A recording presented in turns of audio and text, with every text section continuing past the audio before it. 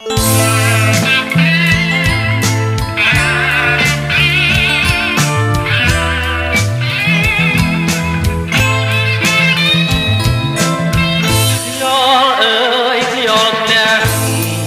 រជាក់កាយា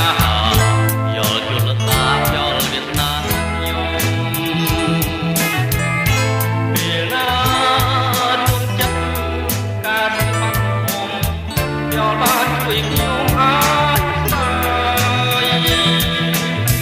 យល់អើយយល់បាន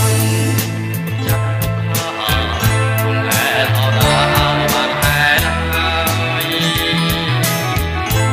យាននេះបាត់ស្លាប់ក៏មិនពេញឡើយយល់អើយចូលចាំសុំលេយល់អើយយល់ទុនលេចាំលេ